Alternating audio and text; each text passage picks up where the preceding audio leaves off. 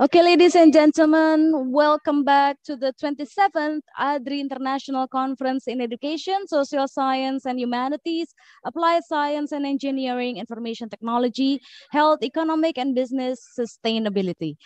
Okay, so in this second session, we are ready to enter our next parallel session of keynote speeches. I would like to first invite Dr. Taufikullah M. Hum, President of DPD ADRI from Central Java. Are you with us, Prof? Dr. Taufikullah? I see. Okay, so Dr. Taufikullah, the time is yours. So can I share screen? Yes, please. Yeah, thank you very much for the committee. Should I speak in Bahasa or in English? English is better. English is better. Oh, all right. I would like to present my paper to share my ideas and opinion about teachers or lecturers in a millennium era.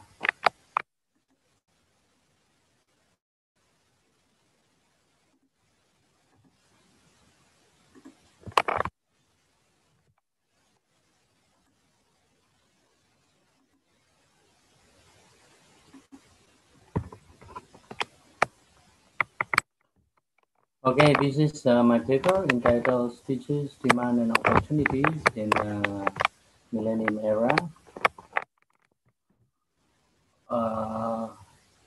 Composed by me as the head of ADRI Jateng, yeah.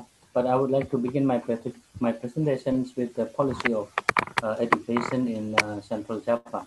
The roadmap of education and culture in Central Java, in which that in 2020 up to 2025, it focuses on the development of human resources.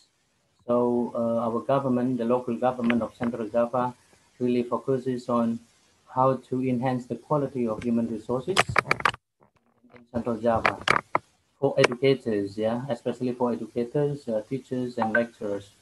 But as usual, I would like to begin my paper with presenting you the current conditions as we are having right now. Yeah, as we are having right now.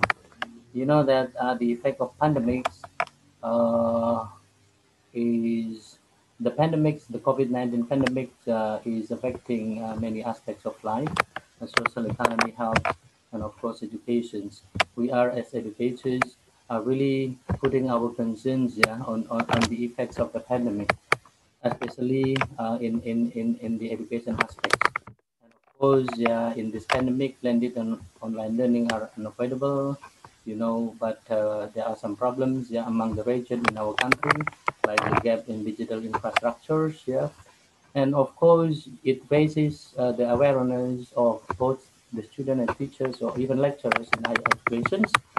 I mean, to be aware of the importance of digital literacy, not only electronic digital literacy, but also internet. Yeah, and of course, you know, we are now facing, I mean, something like the challenges of teachers and lecturers. Yeah, uh, toward internet. Yeah, internet is now our competitors.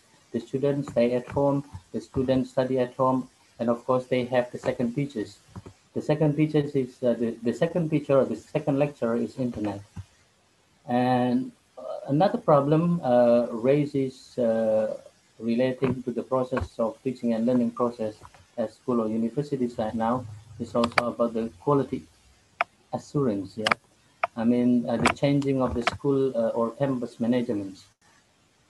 And the next, yeah, of course, because I am now teaching at the education and teacher training and education faculty. I prepare my students to be teachers. Yes, of course, there are some reasons why why a person is to be a teacher. Yeah, sometimes people think that being a teacher is a gift, being a teacher is a choice, but now being a teacher is a professional career. It's a career. Being a lecturer, being a teacher is a career. All right. Next.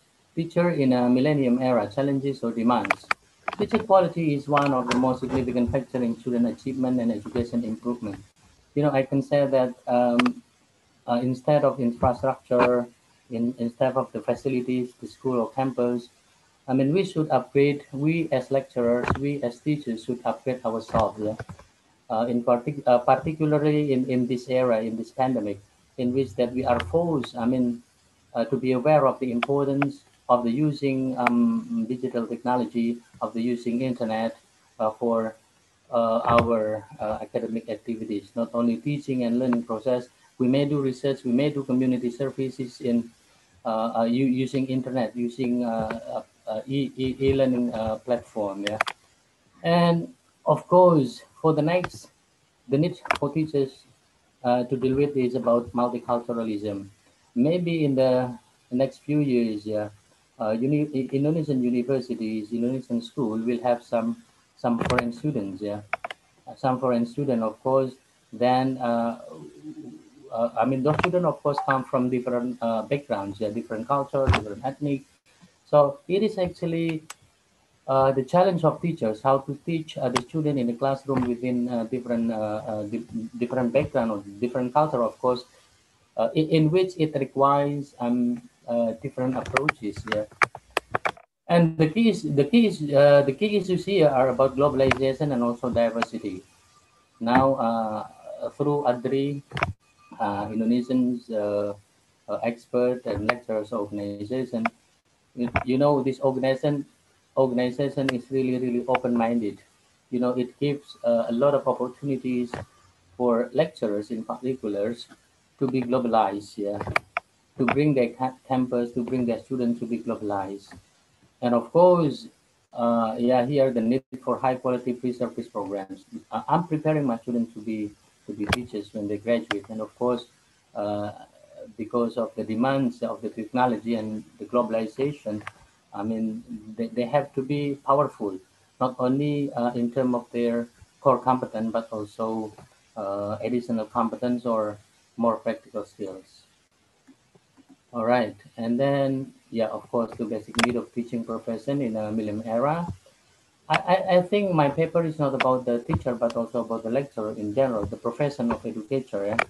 The need for the teacher or educator to become a consistent, reflective practitioner, and this is that I would like to highlight that the need to use rapidly developing technologies, both ICT and other learning technologies. So this is actually the benefit of COVID-19 pandemics. Yeah, we used to be unfamiliar with some e-learning platform like Zoom, like Microsoft Teams. Yeah, but now whether we like or not, whether we are illiterate digitally, but we must, yeah, because that is our challenge today. How we do a lot of activities in the academic matters using internet platform, yeah, digitally. All right. This is the education strategies for the future workshops. Yeah,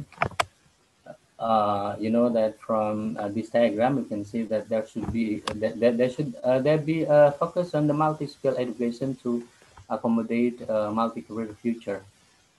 The regional career path, those sets are changing, and also should the education system. Education should place a higher value on practical vocational skill. This one is the most important thing, yeah. Children or students should be encouraged to learn other languages and about other countries. Whether we like or not only the children but also the teachers should be able to learn the other languages, English is in particular. And then, yeah, the next, of course, we can see here, yeah, as our government issues some policies relating the teachers' professions, it opens pengadaan calon ASN that we all together know that now, our government is recruiting millions of PPK, pegawai dengan perjanjian kerja. So it means that in the future, teachers have a lot of opportunities, ya. Kemudian juga ada di sini how the teachers are given the opportunities to teach abroad. They could teach Indonesian, they could teach chemistry in Thailand, in Malaysia, yeah, in the countries all around the world. All right, and this one, yeah, of course, the new era, new career, the future of digital education. We are now, as the lecturer or even as the teachers, are facing digital technology which goes very, very fast. I mean, we are now have a big competitors. Yeah, the student now have what is it? Internet, have Google as their second lecturer or their second teacher. I mean, we used to be the center, but now we are not the center anymore.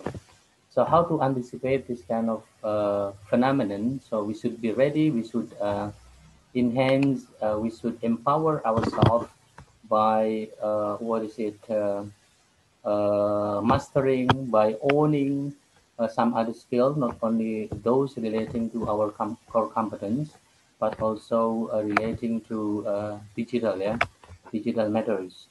As the teacher or lecturers owns for kind of competence, pedagogical competence, and personal competence, and what is it, professional competence, and then yeah, social competence. In this COVID-19 pandemics, we are as teachers are forced to enhance our professional competence. How, I mean, we learn to use internet or information technology in our daily life.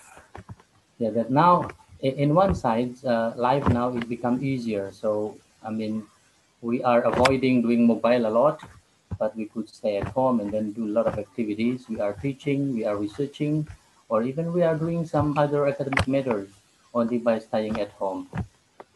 I think that's all my presentation. Is that enough? Hello. Yeah, hello, Dr. Taufik. Yeah, So hello. you Yeah, that finish is your actually presentation? I'm now just I just presented. I mean the portrait of teachers in the millennium era, the portrait of lecturers, jadi potret guru, potret dosen ya kebetulan kita di asosiasi dosen di era millennium sekarang ini. Jadi secara a bit I present briefly about what an ideal teacher in this millennium era look like. All right, is that enough? Or should I say something, anything else about this organization representing Adri Jateng? Okay, thank you, Prof. Now we are going to take one questions, maybe from the audience. You can type your question in the chat, All or I right. would like to invite maybe our colleagues present with us here in the room, seminar room, can also ask. All right. Now I'm talking in my paper. Yeah, yeah. All right. I'm listening. Let me check the chat room, yeah. Pelan sih. Oh, I see that Pak Joko Suyono is online already. Good afternoon, Pak Joko. Do you have something like a feedback maybe or a question to ask?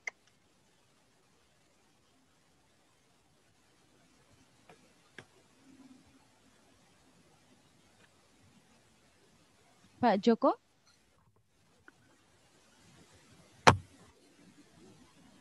Hello, Pak Joko. Do you have Yeah. any questions for me? Yes. Do you hear Do you me, have Bu any Ani? questions or maybe feedback?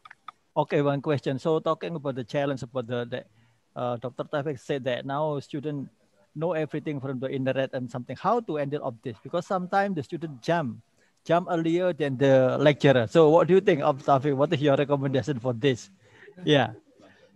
Yeah, I know. Thank you, Pak Joko. You have a very good question. Actually, this is my personal experience in teaching my students. Yeah. The students seem to be smarter of using digital technology instead of the teachers than the teachers or the lecturer themselves. And how to encounter this kind of issue at the higher education.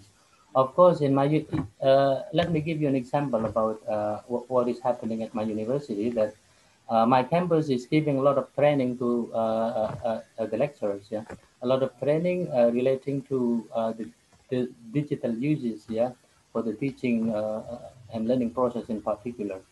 So I know that using e-platform, e-learning, Muted.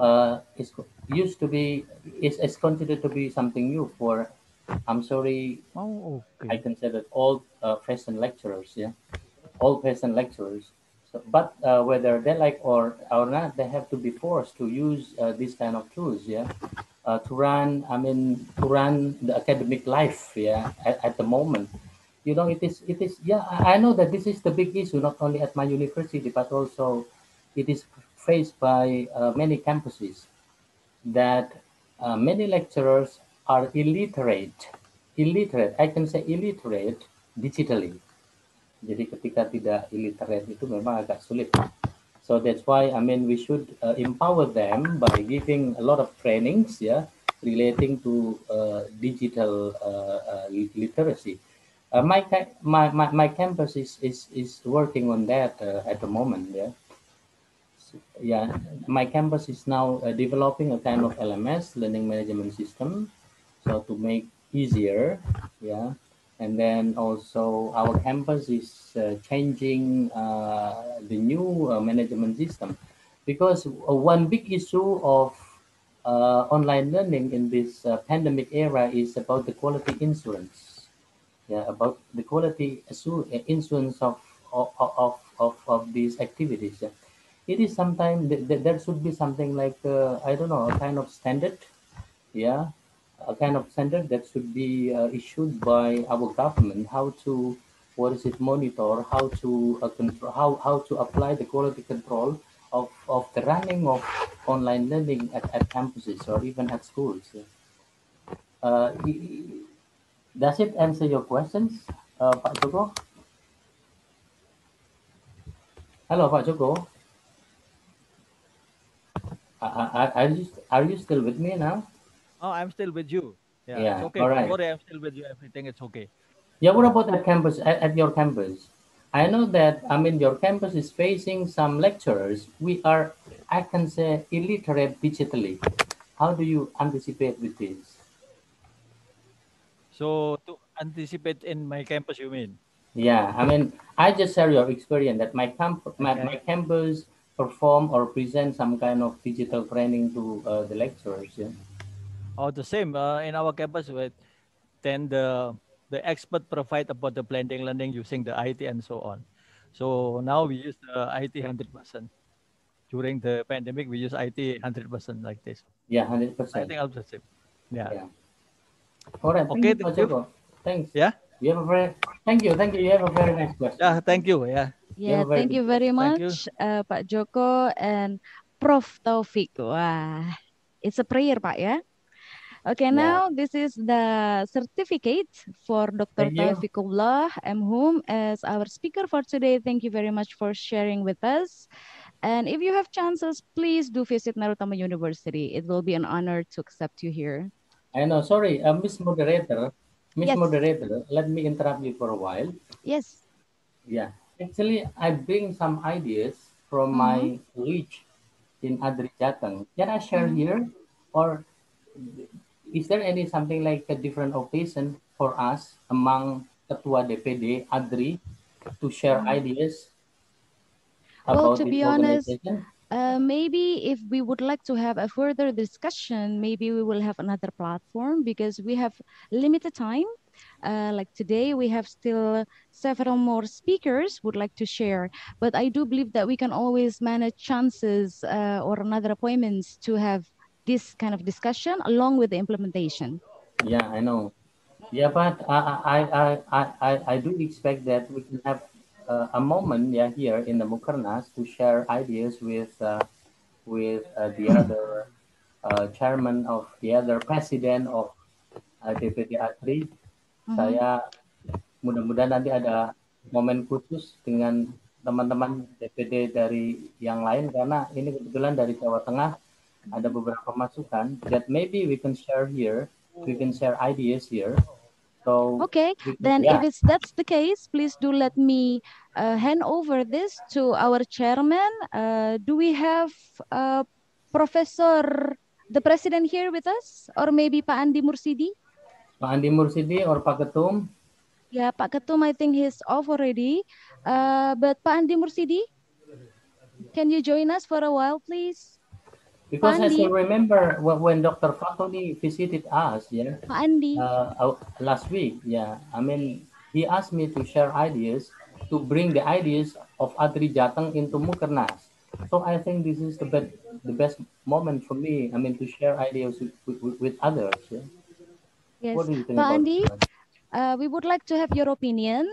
We have our colleague from DPD ADRI Central Java would like to share ideas for ADRI. Is it acceptable or we should have another platform? Okay. Yes, the answer is yes, but the time will be defined later or now? Okay, okay, Pak. So we accommodate the wishes. Pak Andi Mursidi said yes, but we will have the time, inshallah, later in the seminar, yeah? All right. Okay. Thank you. Okay, thank you, Dr. Taufik. Okay, now ladies and gentlemen, moving on, I would like to invite Dr. Paiman, the president of DPD ADRI from Daerah Istimewa Yogyakarta, one of our favorite place to visit. Okay, Dr. Paiman, are you with us?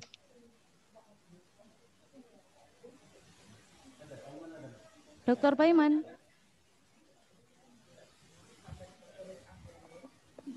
Dr. Paiman? Okay, I will call once again. Dr. Paiman, are you with us? We know that you joined us already. Yes, here we go. Okay, the time is yours, and we have our moderator today, Pak Joko Suyono, later on to lead the question and answer session. Okay, thank you, Ibu Ani. Okay, Dr. Paiman, so you can make your presentation now.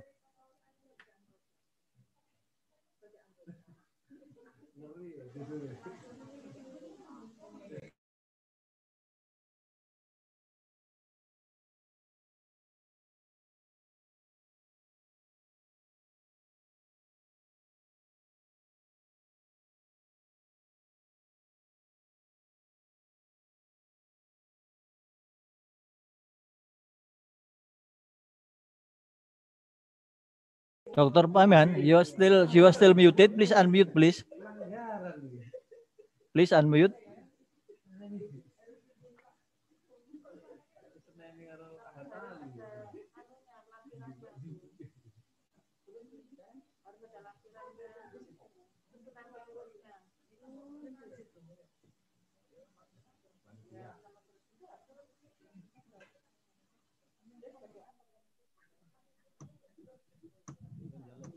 Okay, now okay, but okay, I can hear you now.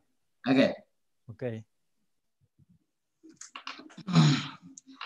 Honorable President of ADRI Indonesia, Associate Professor Dr. Ahmad Fatwani Radi, Honorable Secretary General of DPD ADRI, Professor Dr. Eri Sarimana, Honorable Chairman of the Third ADRI National Working Conference, Dr. Andi Mursidi, Honorable all Chairman and DPD ADRI, all speakers, ladies and gentlemen.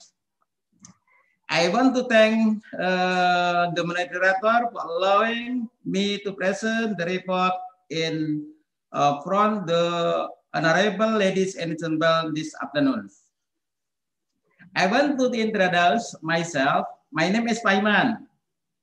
Very short and easy name to remember. I am the chairman of DPD ADRI Yogyakarta.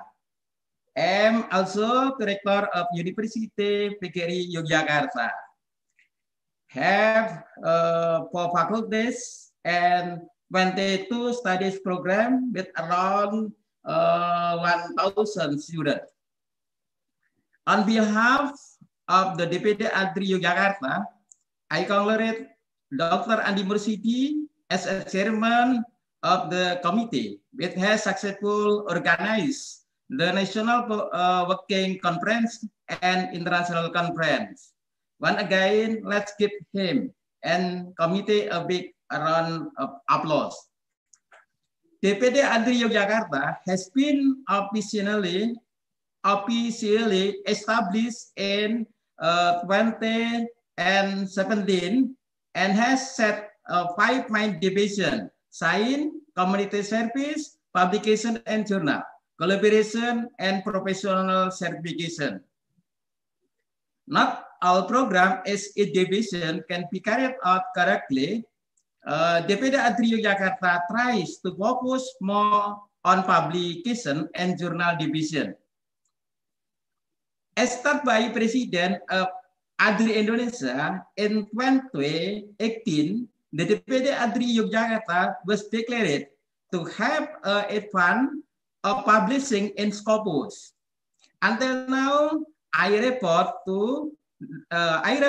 that more than 100 articles have been published in Scopus Index Journal in 2 years. Therefore, the DPD Adri Yogyakarta, in the next step, we continue to maintain the great achievement and focus more on publishing articles in reputable international journal.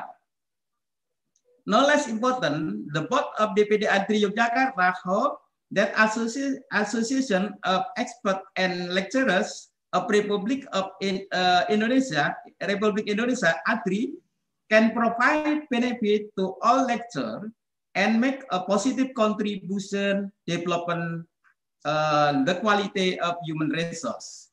Mungkin berikutnya akan saya jelaskan apa DPD Adri yang DPD Adri Yogyakarta lakukan. Mungkin saya lebih menggunakan bahasa Indonesia saja.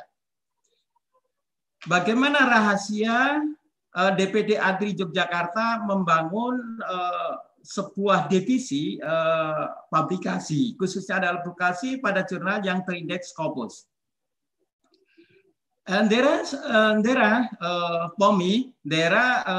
Terdapat sekitar 10 artikel yang berhasil kami publikasikan dalam waktu 2 tahun ini. Di antaranya adalah kerja keras kami dari DPD Adri Yogyakarta fokus membantu teman-teman dosen di wilayah Yogyakarta lebih daripada 100. Di antaranya kami memberikan contoh.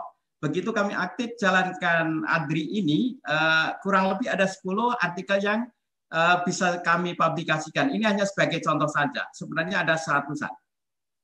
Nah, bagaimana rahasianya? Rahasianya untuk membangun Scopus ini adalah seperti ini. Ini adalah flowchart. Ini adalah flowchart yang kami bangun pada teman-teman yang ada di Yogyakarta supaya bagaimana mereka itu mempublikasikan tulisan ilmiahnya itu bisa tembus jurnal pada internasional. Di antara semua adalah dimulai dari titel.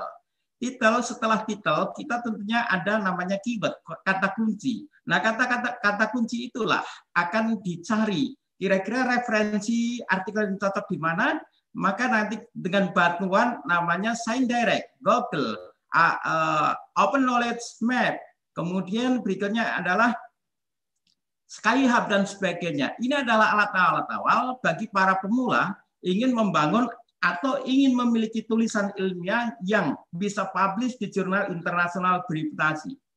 Dan alur ini adalah telah kami ajarkan pada teman-teman di sekitar Jogja, bahkan peserta daripada mereka yang berlatih menulis Scopus ini tidak hanya dari Indonesia, tidak hanya dari Jogja, bahkan pesertanya itu hampir dari seluruh desa yang mengikuti melalui web.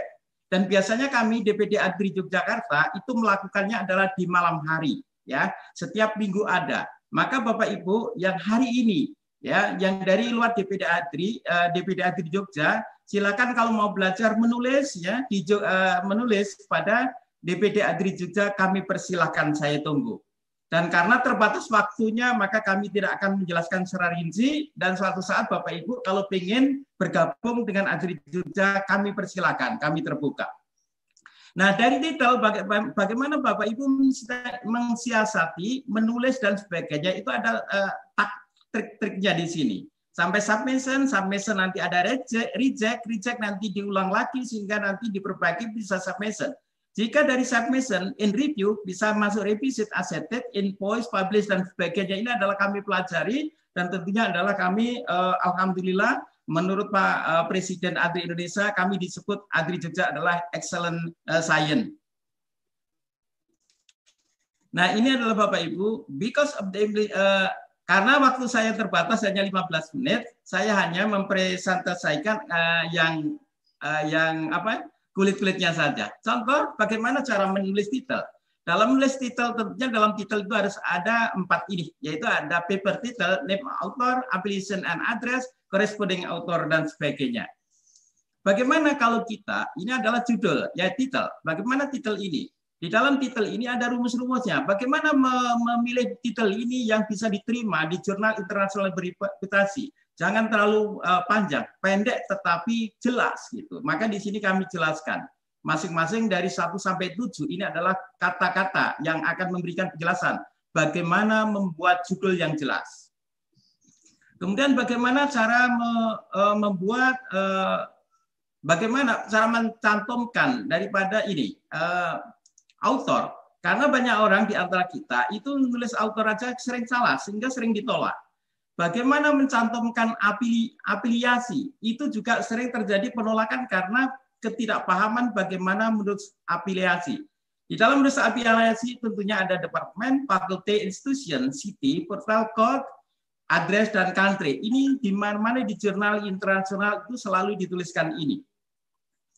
Kemudian bagaimana email, ya email bagi corresponding author. Ya email ini adalah bagian daripada nanti komunikasi dari pihak jurnal pada kita supaya ada sesuatu langsung berhubungan dengan kita. Tentunya yang dituliskan di email itu adalah hanya corresponding author. Nah, Bapak Ibu, untuk lebih jelasnya nanti Bapak Ibu terutama ya kita antar ADRI di Indonesia yang jumlahnya banyak ini nanti kita saling kombinasi. Kalau Jogja itu fokusnya di dalam penulisan artikel ilmiah, mungkin di tempat lain adalah pengabdian, mungkin yang lain adalah tentang sertifikasi. Kami ADRI dari Yogyakarta siap untuk bekerja sama ya untuk membangun bangsa ini maju bersama-sama, perguruan tinggi kita maju bersama. Kami sangat terbuka. Demikian, terima kasih. Thank you very much waktu yang diberikan pada kami. Terima kasih, Bu. Ya, terima kasih Bapak Dr. Taiman. Sangat menarik sekali. Scopus ini memang lagi banyak menjadi perhatian. Nah, jadi fasilitas mulai dari apa Bapak yang bisa diberikan oleh DPD ADRI Istimewa Yogyakarta ini untuk memberikan coaching pada kita sampai publication ini mulai dari mana ya? Kami gini Pak, kami coachingnya itu dari awal, dari bagaimana coachingnya itu bagaimana memilih jurnal, memilih judul, kemudian bagaimana nanti trik-triknya, bagaimana nanti submit, kemudian nanti kita bantu bagaimana Grammarly-nya, bagaimana menggunakan tool dan sebagainya. Itu kita bimbing Pak, kita coaching. Bahkan nanti sampai publish pun kalau mereka seandainya sulit untuk menjawab perbaikan pun masih kita bantu untuk submit gitu. Jadi submit sampai publish kami masih menerima konsultasi dari teman-teman. Jadi untuk publishnya dibantu sama DPD? Enggak, jadi nanti yang publish adalah yang bersangkutan, tapi kalau yang bersangkutan kesulitan nanti bisa konsultasi pada kami. Oke, kalau boleh tahu selama ini yang bisa ditembus sampai jurnal Scopus Q berapa Bapak? Sampai Q2 Pak. Oh Q2 ya? Ya. Oke, terima kasih Pak. Ini ada pertanyaan Bapak dari Dr. Rosida ini. Jadi minta kepada Pak Ketua DPD Yogyakarta mohon dibuat sesi pelatihan. Nah, beliaunya mau siap. Dari Dr. Rosida. Siap ya, jadi begitu siap. Dr. Rosida. Jadi Bapak Dr. Taiman dari DPD Istimewa Yogyakarta siap. Jadi, oke. Pak Joko, terima kasih. Nanti disampaikan pada teman-teman silahkan. ADRI Yogyakarta memang hanya fokusnya itu pada artikel ilmiah berreputasi, Pak. Oke, jadi fokus artikel ilmiah berreputasi berarti ke Scopusnya ya? Ya. Oke. Ya, terima kasih Pak Dr. Taiman ya atas presentasinya. Terima kasih Pak. Sama-sama Pak. Sama-sama. Ini sertifikatnya Pak Dr. Taiman. Terima kasih. Dari komite. Terima kasih. Okay, now for the next keynote speaker, let's continue with Dr. Apollo from the DPD ADRI Papua. Dr. Apollo Savanvo, are you with us now? Belum ada. So now we continue because Dr. Apollo is not with us yet. Now we continue with Dr. Tracia.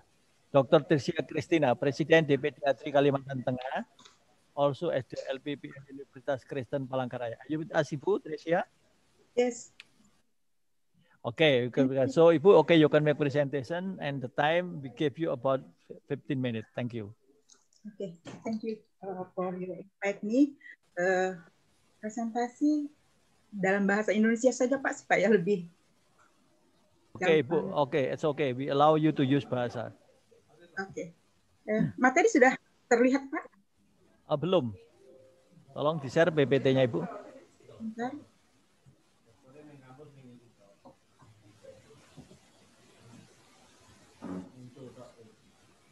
Oke, sudah terlihat Ibu. Baik, terima kasih. Selamat siang, salam sejahtera, salam sehat untuk kita semua. Salam ADRI hebat. Yang kami hormati Presiden ADRI Bapak Dr. Patoni Rodli, yang kami hormati Panitia Mukernas Dr. Andi Persidi, Bapak Ibu peserta Mukernas dan IC ADRI. Saya akan mempresentasikan tentang hasil penelitian yang kami lakukan. Kebetulan beberapa kali saya melakukan penelitian lintas kampus, dan puji Tuhan sejak bergabung di ADRI sudah 3 Scopus yang saya dapatkan berdasarkan hasil penelitian dengan teman-teman di ADRI dengan kampus yang berbeda. Ini adalah juga penelitian kami dengan Ibu Dr. Lelo Sintani, kemudian predikal dari Dinas ESDM Provinsi Kalimantan Tengah. Dengan menampilkan ini berharap bahwa ke depan mungkin dari hasil penelitian ini akan ada tindak lanjut penelitian berikutnya tentang pertambangan. Memang perlu kita ketahui bersama bahwa Provinsi Kalimantan Tengah ini merupakan salah satu provinsi yang ada di Pulau Kalimantan dan memiliki luas yang luar biasa, 153.564 km persegi. Luas wilayah lebih kurang 1,5 kali Pulau Jawa. Dan Kalimantan Tengah memiliki potensi yang luar biasa tentang mineral dan mineral bukan logam. Salah satu wilayah tempat kami melaksanakan penelitian ini adalah Kabupaten Gunung Mas. Nah, Kabupaten Gunung Mas ini merupakan salah satu kabupaten dari 14 kabupaten yang ada di Provinsi Kalimantan Tengah.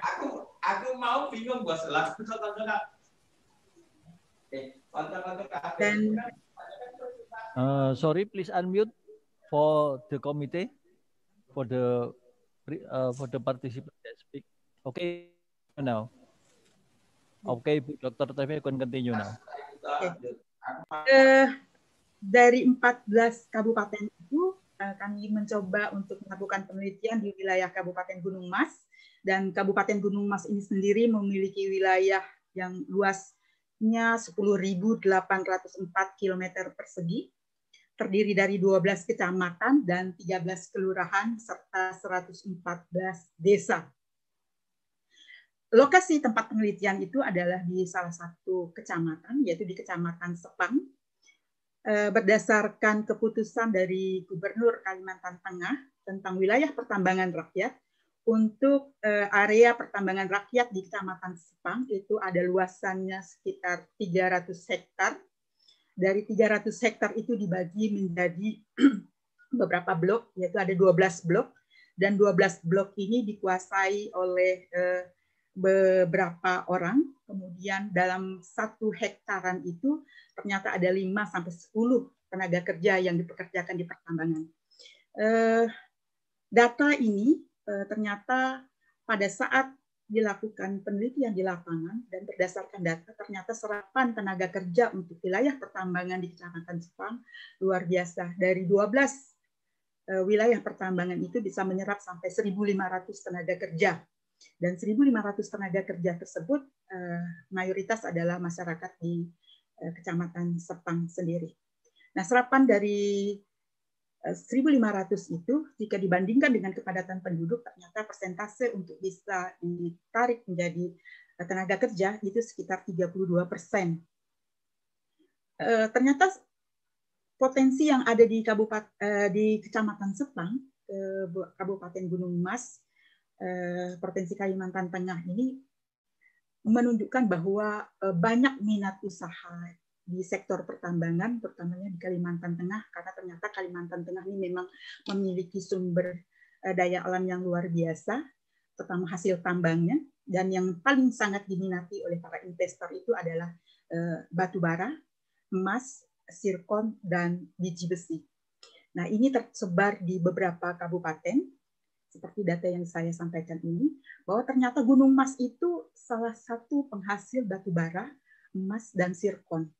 Dan minat ini ternyata pada saat kita mendapatkan data sekunder dari Dinas Pertambangan dan Energi di Provinsi Kalimantan Tengah, itu lebih kurang 400 lebih perusahaan yang mengajukan untuk mendapatkan izin usaha atau izin usaha pertambangan dari berbagai macam hasil mineral yang ada. Sebagai gambaran bahwa untuk batu bara, izin usaha pertambangan di tahun 2019 pada saat kami melakukan penelitian, itu ada 339 izin usaha pertambangan batu bara dengan luasan wilayah 1.664.518 hektar.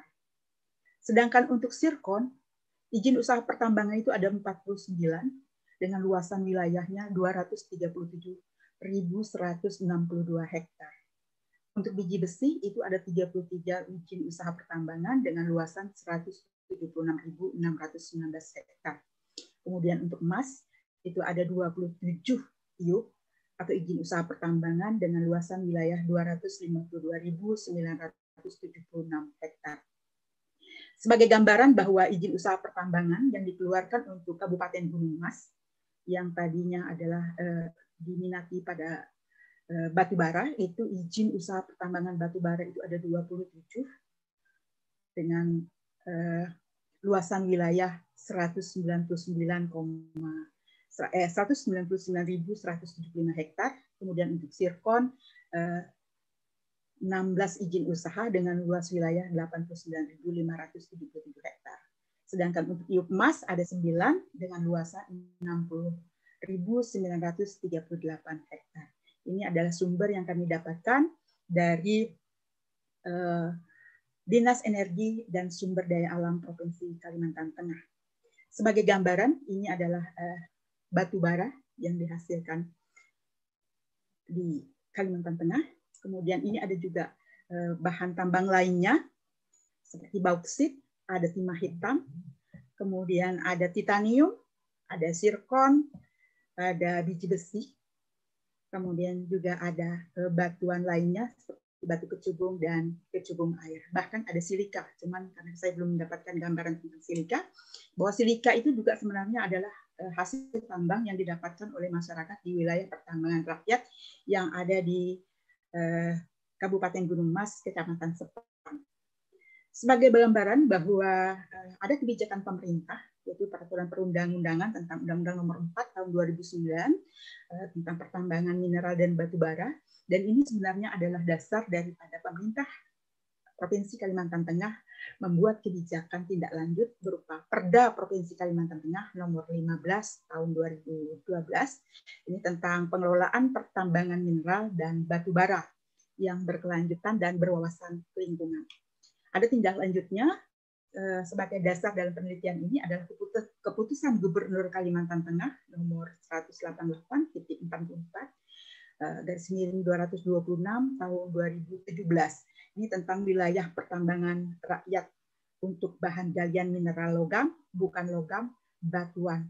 Dan luasannya adalah 77.071,35 hektar. Dan ini lingkupnya adalah seluruh wilayah kabupaten yang ada di Provinsi Kalimantan Tengah.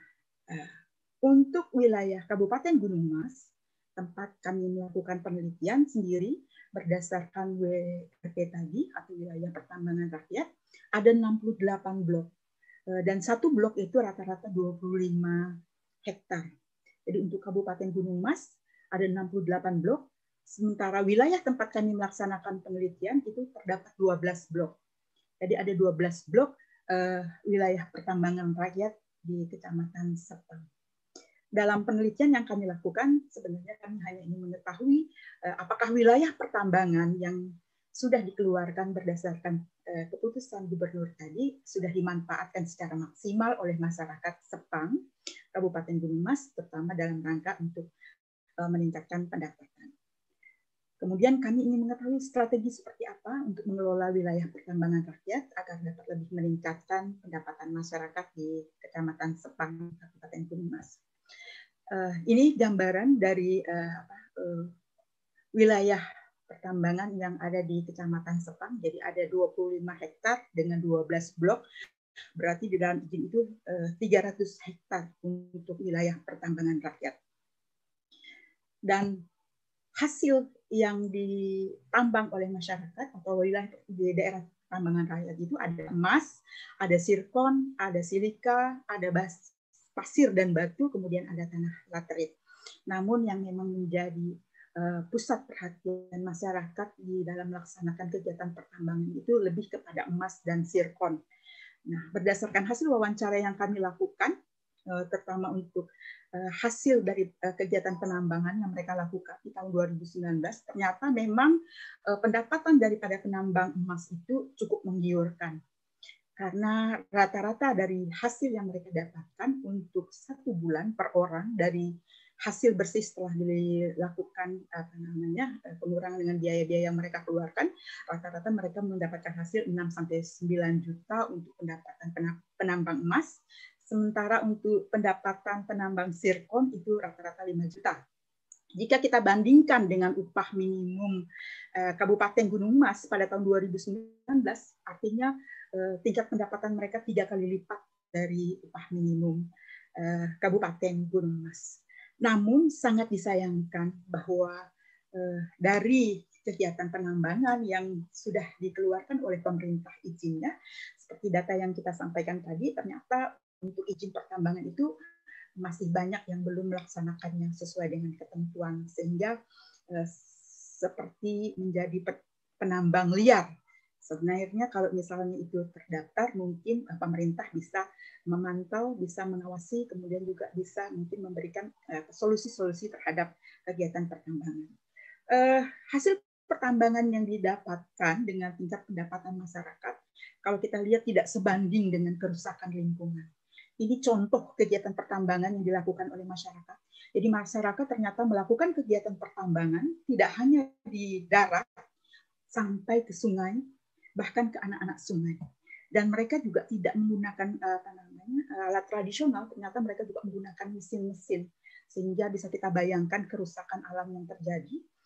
Meskipun tingkat pendapatannya tinggi, ternyata kerusakan alam yang diakibatkan dengan kegiatan penambangan yang mungkin tidak terkontrol oleh pemerintah setempat berdampak sangat buruk terhadap lingkungan. Ini contoh-contoh kegiatan pertambangan yang dilakukan oleh masyarakat di Kabupaten Gunung Mas, khususnya di Kecamatan Sepang.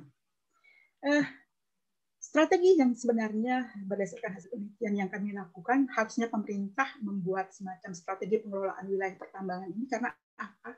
Dari hasil pertambangan yang mereka lakukan itu sebenarnya masih ada bahan galian yang memiliki nilai ekonomis yang seharusnya kalau dikelola dengan baik, mungkin juga hasil dari tambang itu cukup baik, terutama seperti pasir dan tanah laterit atau batu dan silika, dan itu kadang-kadang diabaikan dari hasil pertambangan. Masyarakat lebih fokus kepada emas dan zirkon.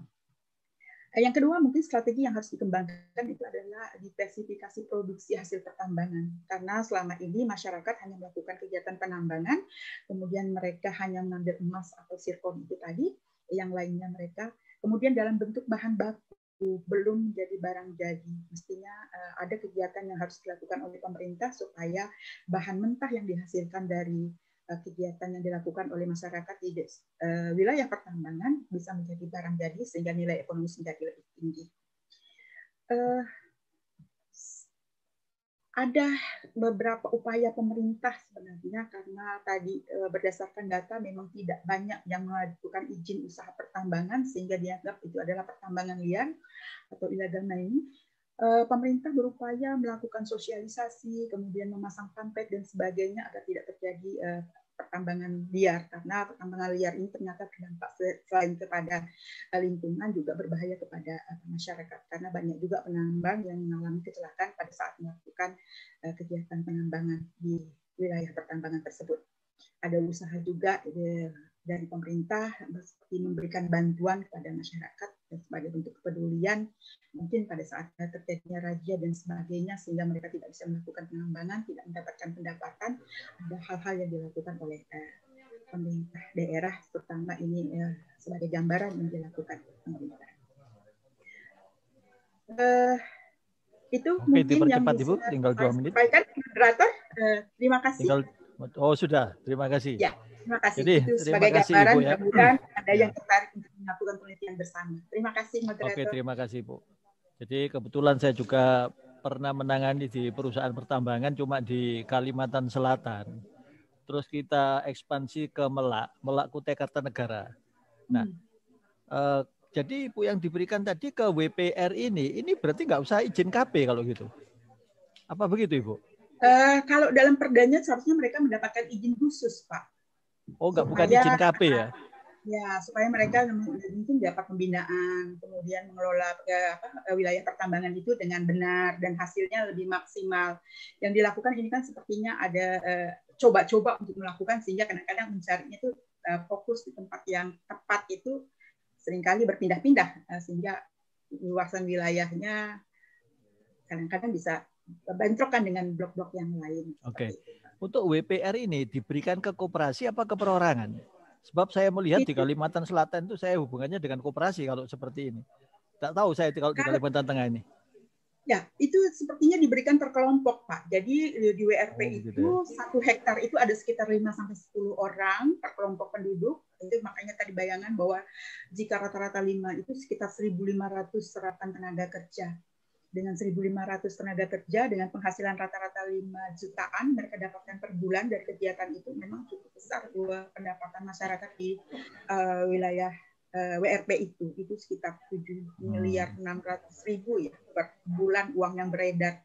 Namun sayangnya yaitu tadi mungkin karena wilayahnya juga terlalu jauh, biaya produksinya cukup mahal, biaya hidup juga tinggi, kadang-kadang berbanding terbalik juga dengan pemenuhan kebutuhan masyarakat. Mestinya mungkin kalau lebih aksesnya lebih cepat, lebih dekat, lebih sejahtera masyarakat di sekitarnya. Oke Bu, menarik sekali. Oke, terima kasih Bu Trea atas presentasinya Bu Dr. Tresia. Oke, terima kasih. Oke, belok certificate. Ini Ibu Dr. Tresia, the certificate for you as the keynote speaker. Thank you Ibu. Yeah. Thank you.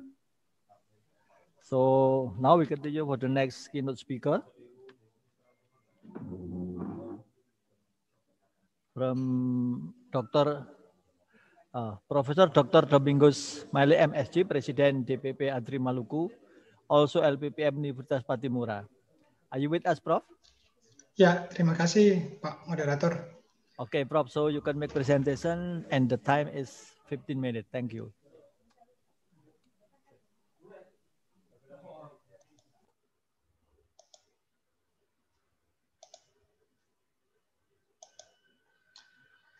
Ya, terima kasih atas kesempatan yang diberikan kepada saya. Pertama-tama saya mengucapkan terima kasih kepada Presiden ADRI, Pak Fatoni, kemudian Ibu Sekretaris, dan rekan-rekan Ketua ADRI seluruh Indonesia yang turut serta dalam kegiatan Mukernas yang ketiga ini dan konferensi internasional. Nah, saya ditugaskan oleh Pak Presiden untuk memberikan topik yang lebih dibahas pada ruang lingkup Maluku dan Maluku Utara, yaitu peningkatan dan percepatan pelayanan terutama akreditasi perguruan tinggi, jabatan fungsional, dan guru besar di Lembaga Layanan Dikti 12 wilayah Maluku dan Maluku Utara. Sebagai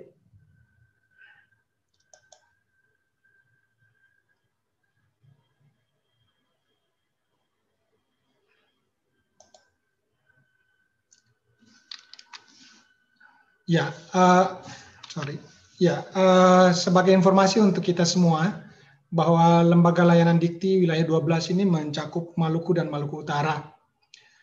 Jadi kita berada di Maluku Utara, kemudian Maluku di bawah, dan headquarter-nya ada di kota Ambon. Jadi pusatnya ada di Maluku dan mencakup sampai ke Maluku Utara. Sebelumnya itu mencakup sampai ke Papua. Kemudian terjadi perubahan, Papua wilayah 14 dan kalau tidak salah Aceh wilayah 13. Nah, ini wilayah layanan daripada LLDikti wilayah 12. Nah, kemudian saya ingin menyampaikan beberapa fakta dan data tentang LLDikti 12. Kami menyadari bahwa memang kami berada di wilayah timur yang jauh dari pusat pemerintahan Jakarta, dan memang banyak sekali keberadaan ataupun kondisi yang memang dalam tanda kutip miris untuk kita lihat, dan nanti akan saya sajikan. Nah, LL2 Dikti 12 LL-Dikti wilayah 12 ini mencakup Maluku dan Maluku Utara dengan cakupan kerja untuk universitas itu ada sekitar 9, kemudian sekolah tinggi ada 26 institusi, akademi ada 6 institusi, dan ada politeknik ada 3 institusi. Dengan jumlah prodi untuk universitas ada 118, kemudian sekolah tinggi ada 94, akademi 9, dan poltek 11.